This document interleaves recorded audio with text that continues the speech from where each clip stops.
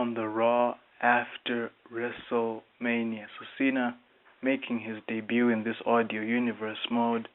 Title on the line against the champion Miz. You've got Hot Rod Roddy Piper joining commentary to offer his thoughts on these two great superstars as the match gets underway. Piper believes that either of these men would be a great television champion. Both of them are must-see on TV. Of course, despite Miz being an annoyance, people would still tune in to see what Miz has to say, what he's getting up to on TV. And of course, John Cena, goes without saying, people would tune in to see John Cena in action. So either of them would make for a great television champion. But with The Miz being the current champion, Piper would like to see how far will Miz go as the very first WWE World Television Champion, knowing that if he loses the title, he cannot request for a rematch. He is going to the back of the line, which most people assume is a very long line of potential number one contenders. But right now, kicking off his reign, taking on a challenger like John Cena, a man who has accomplished so much, this will have to force Miz to step up and take John Cena's challenge seriously. And this is what Miz does, stepping up against John Cena, whom he has history with. They've known each other. They've had their rivalry goes back to when they had the main event for the WWE title at WrestleMania. That rivalry is reignited in this match. The Miz, again, champion like he was champion before, but now this time without Alex Riley or The Rock to come in and save him. Miz having to go all out against John Cena. Of course, he does take time to display that he's still a heel, bring in every dirty trick he can find. Of course, there's the sleeper hold as a nod to the Hot Rod. Hot Rod acknowledges that Miz, he's still a heel, but that's not enough against Cena because Cena has beaten them all. He's taken every heel that has come his way, and this has to make Miz realize that heel moves aren't enough to keep Cena down. He keeps fighting back against Miz, his challenge, his offense. Cena stepping up, his game face is on, bringing Miz everything he's got, and this forces Miz to add more moves, new moves to his routine moves, because Cena known for bringing in new moves against any opponent that brings him out of his comfort zone and makes him step up, and Miz wants to be. And this leads to the champion getting an advantage over Cena as he looks to end the match with that skull-crushing finale finisher. Cena, of course, reverses that move, going for the AA, but it's too quick. It's not as effective as he would have wanted it to be, possibly hinting that the man, at this point, exhaustion is kicking in. He cannot apply or use that finisher as effectively as he usually does, and with that sloppy AA, very speedy AA, less effective than the usual one. Instead of going for the pin, Cena goes for the STF with the last gasp of energy that he has left, trapping the champion in the middle of the ring with nowhere to go, no ropes to aid him. And Piper getting off from commentary to give Miz some last-minute advice, trying to urge him to fight through the STF, trying to cheer for him and give him some motivation, but he's getting a bit too rowdy because he starts verbally attacking Cena and the ref as well, and this causes the ref to finally take off his attention from the hold on The Miz, and he goes to confront Piper for distracting him and disturbing this match. and he's coming very close to ejecting the legend. While this is happening, the Miz, nowhere to go, he starts tapping out. But because the ref is distracted and Piper is arguing with the ref, this forces Cena to break the hold because it's not getting anywhere. The Miz is tapping out, but the ref cannot see it. Only the fans can see it, and they're upset now because the champion has just tapped out. Cena would be the champion right now. He breaks the hold. He goes off to find out what's going on. Why can't they get their argument over and done with? But at this point, when they've settled their argument and Piper has cooled down and is going back to commentary, in that moment, the champion, displaying that Superman-like strength that Cena's usually known for, catches the challenger from behind with his own version of the attitude adjustment, which he calls the awesome adjustment.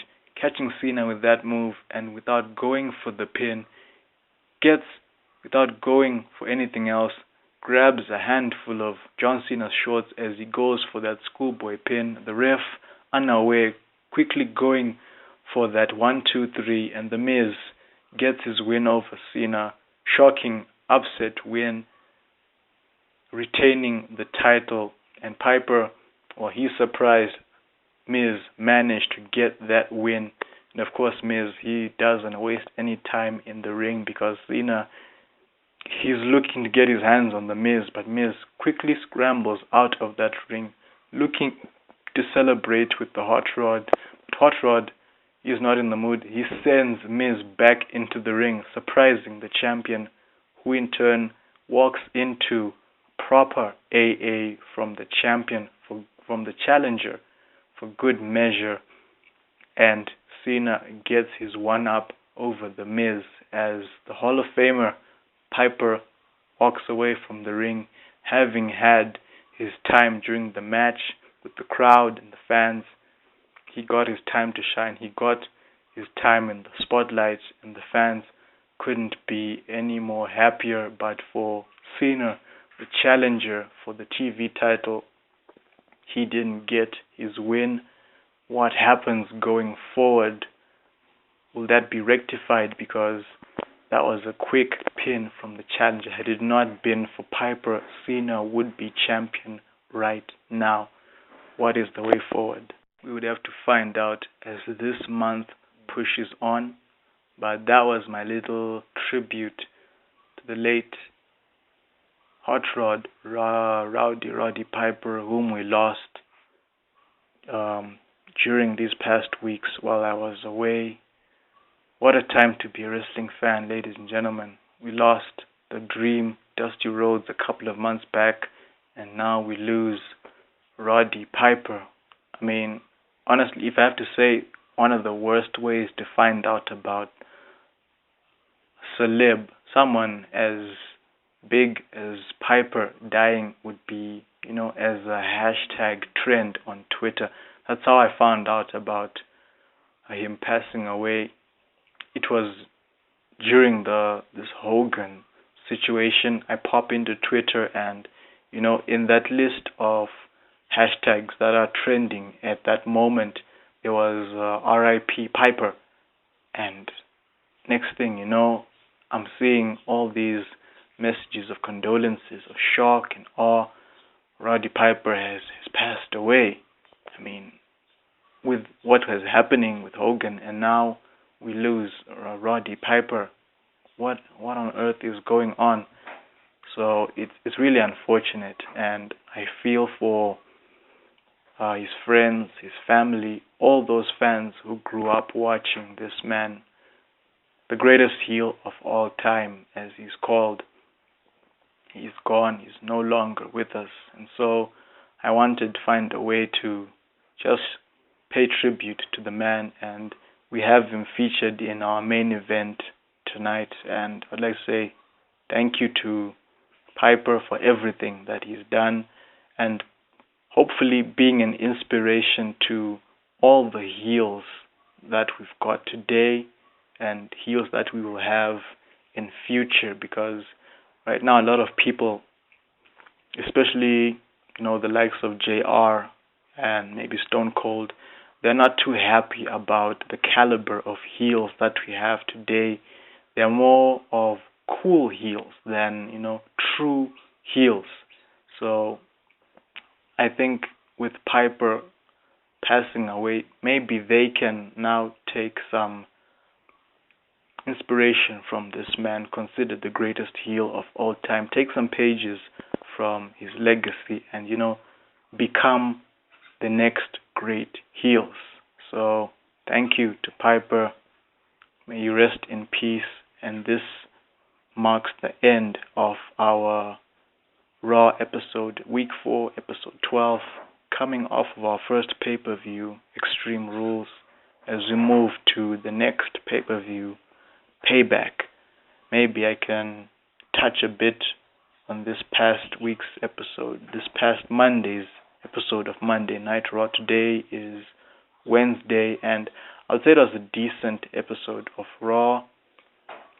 Nothing really major happened in this. It was a good watch, but nothing really major happening. Of course, WWE focusing their hype on that main event for SummerSlam, and I wouldn't blame you for worrying about can they deliver SummerSlam, considering that it's a 4-hour event and all they've been doing is hyping this main event, Lesnar and Undertaker.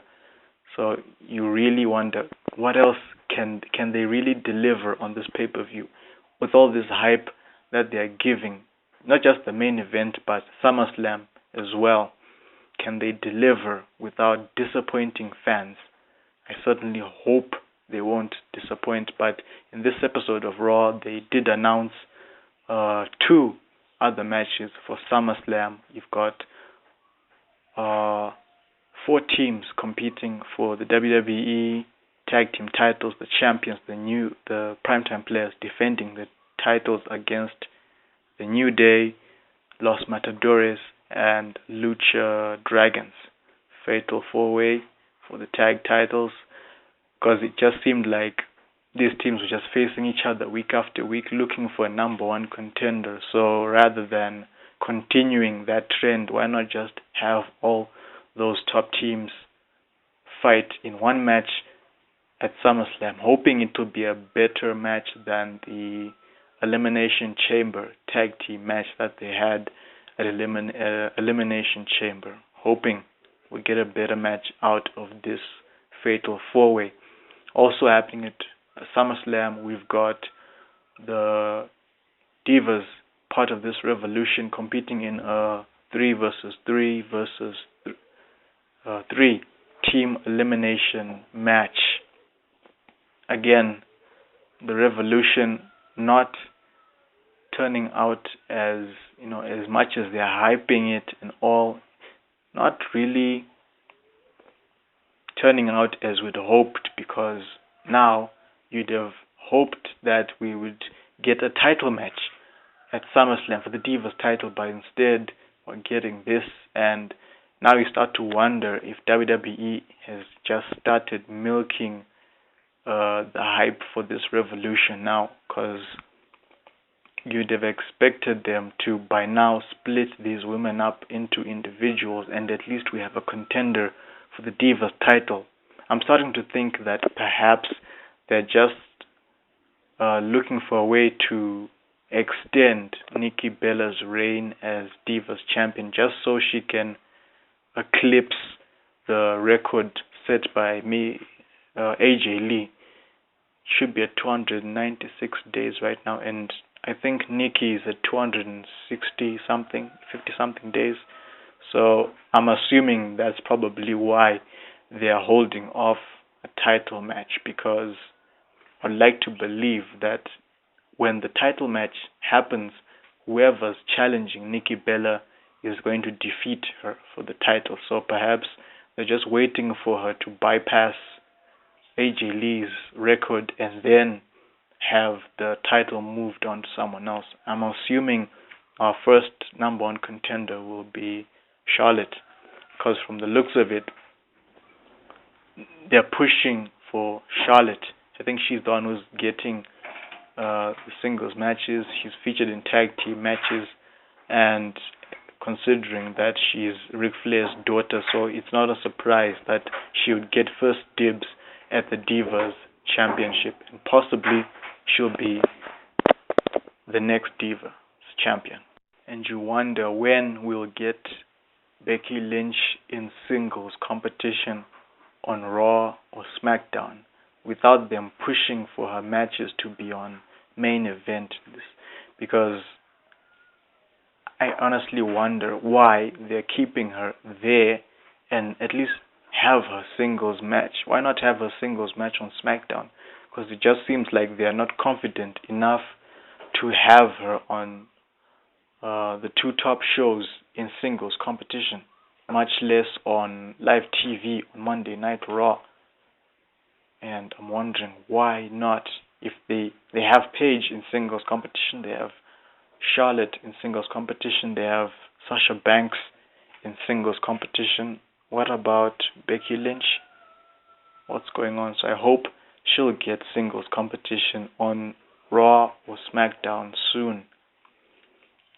We also had a setup for Green Arrow, Stephen Amell teaming up with Neville against Stardust and King Barrett, the oddest guy in this match.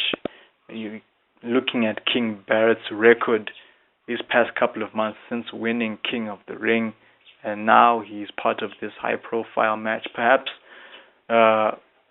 it could at least give him something to do, but honestly, at this point, you just wonder, okay, they just tossed him into this match to make it a tag team match, but what happens to him after SummerSlam? Will he have another match against Neville? I mean, how many times have we seen that match go on? And speaking of that, their match on Raw was a quick one. It was just a setup for the segment where Stardust would come in, attack Neville, and provoke Steve Amell, who was in the crowd for this episode of Raw.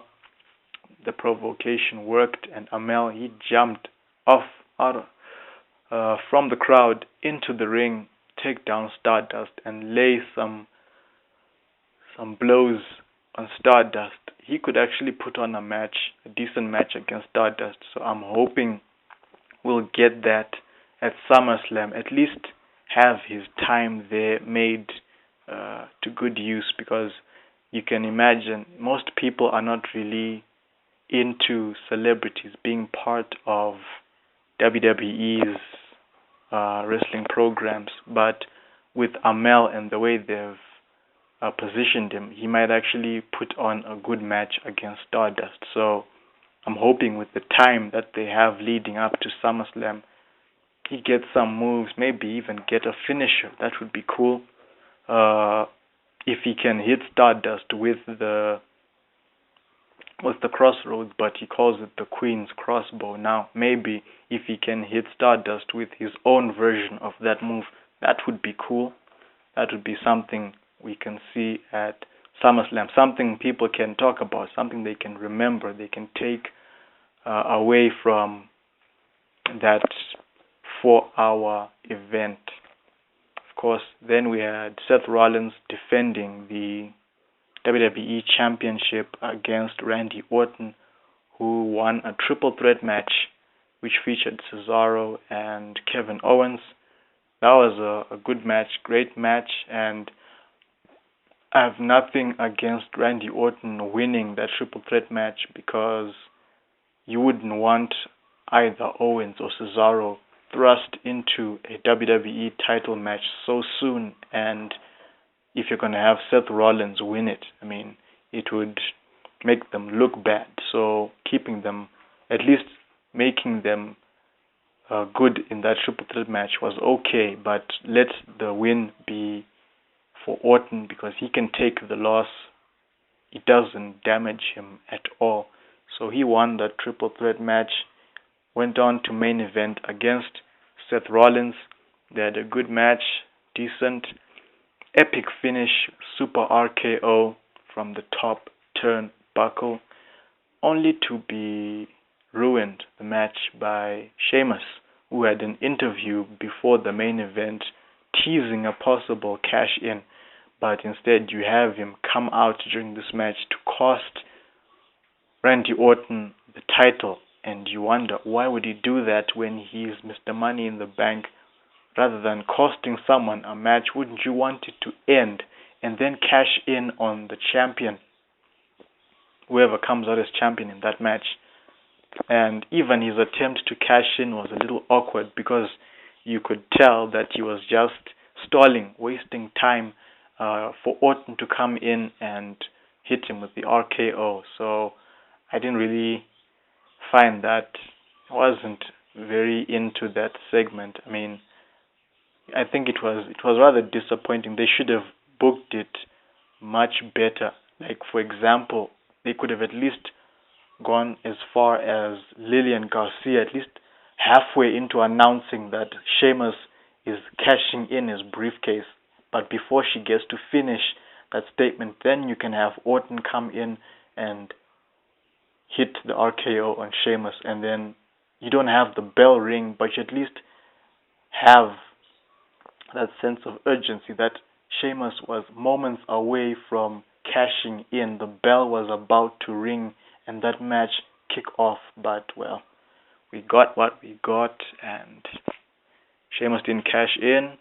And now, from the looks of it, because maybe Cena might not be healthy enough to compete at SummerSlam, and if he isn't in shape for SummerSlam, could we be looking at a triple threat match?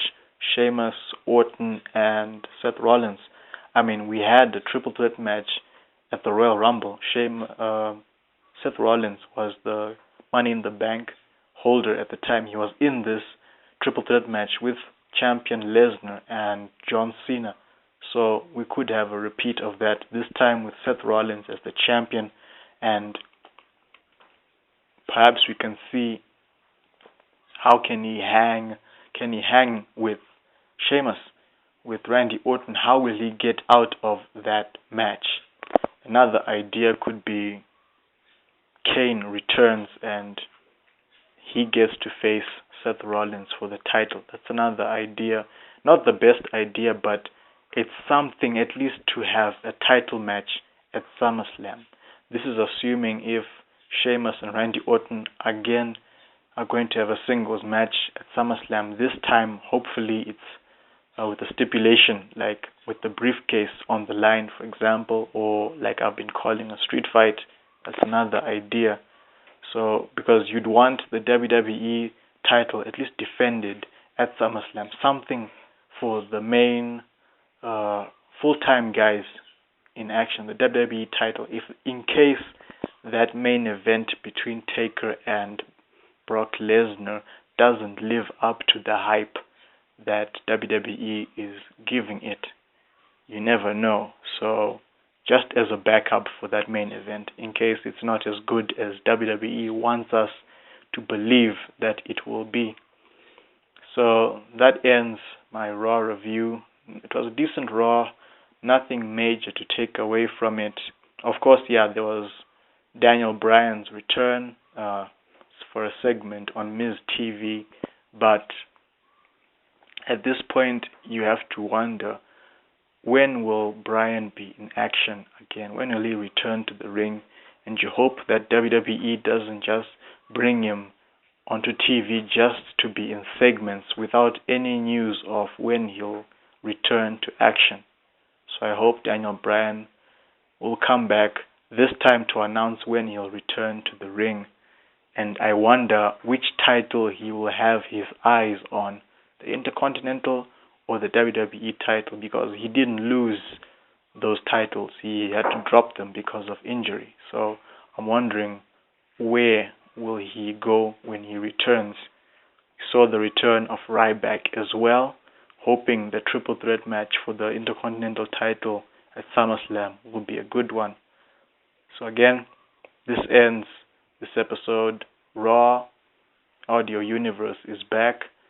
NXT will be coming up after this, then SmackDown.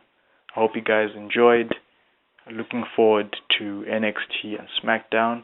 Again, I apologize for 2 weeks away. Assignments are back and I'm super busy, but I will try to bring up episodes as much as I can for you guys. So thank you.